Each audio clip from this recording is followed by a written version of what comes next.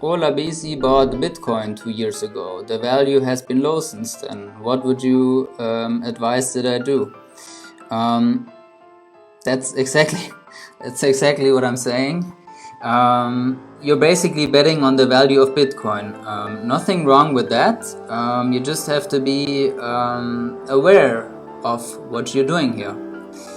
And so the big question for you, Olabisi, is what were you thinking 2 years ago when you bought it? What was your hope in doing this?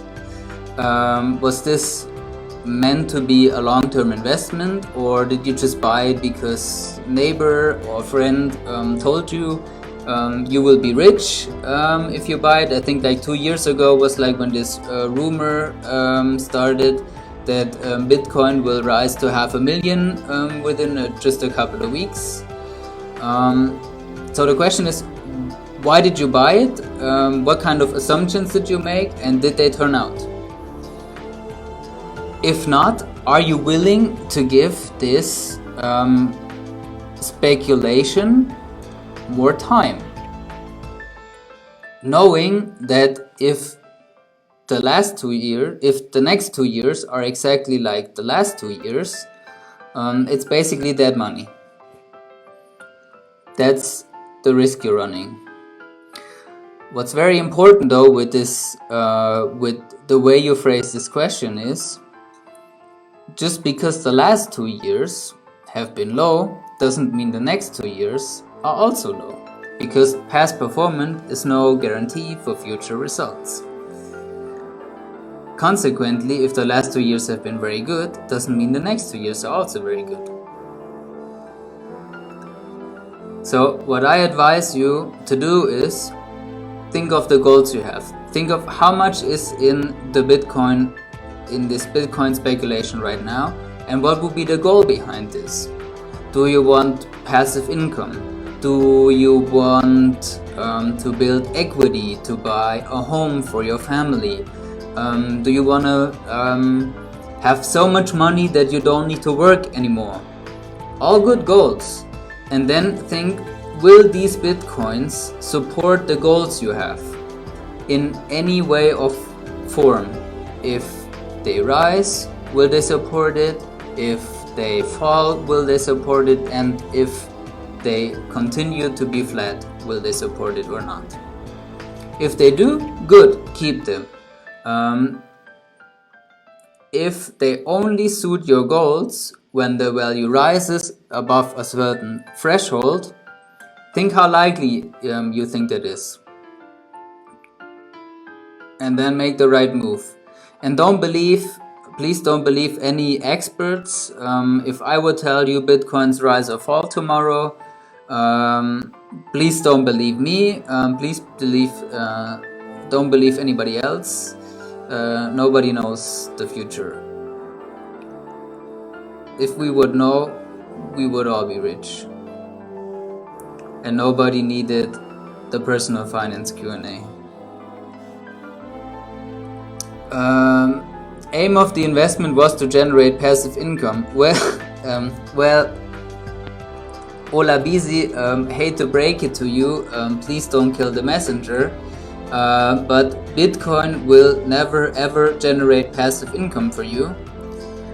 They can only generate active income if you sell them. But a Bitcoin will always be a Bitcoin. There will no income be generated.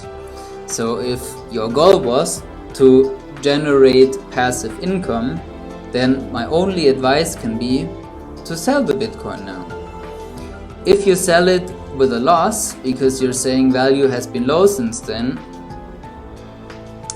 hopefully lesson learned, but realize this loss. It will never ever support your goal. No Bitcoin will start generating a passive income, so it doesn't help you, so get rid of it, even though you might make a loss. And then with whatever money is left, start or invest this in a way where it suits your goal. That's my advice. Ola Busy with his Bitcoin. Thank you for your responses. You're very welcome. Which investment for passive income would you recommend? So basically anything that reproduces itself. So you could also buy land and farm there yourself. Then you get the crops every year and land remains the same.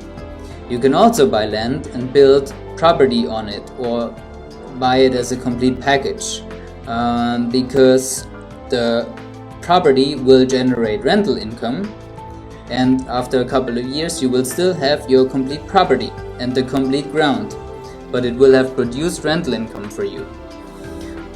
You can also buy companies that pay dividends, or funds or ETFs that pay dividends.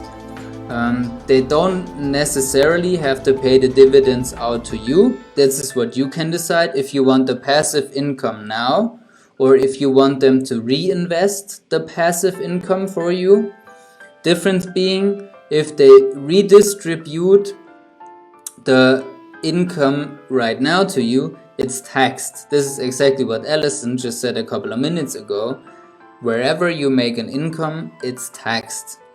So it can make sense to delay basically the passive income and to reinvest it immediately, therefore it's not taxed, and to get the payout in retirement, or when you stop working, or when you need it, or when you only want to pay like half, when you only want to work half time or whatever. So the two big investments available for you are real estate. You also have this here, real estate and investments in either in bonds, so this would be buying debt, or buying companies, which would be shares. These are the two options for investments, and for real estate, basically the two options you have is you can buy physical real estate, so you can buy a real property, like this one I'm in right now. You can really buy the stones and be the owner of it, or for real estate you can also buy it on paper, meaning real estate partnerships. So you join a partnership program that invests in lots of different properties all around the world for a specific amount of time. You can buy real estate investment trusts, which are certain companies that have like tax benefits because they commit to paying out 90% of their income to the owners, so they get tax benefits. Or you buy real estate shares. There's also lots of companies in the real estate business, or involved in the real estate business, and you can also invest in these. So many different options, and for your goal of passive income, they're way better than the coins you have.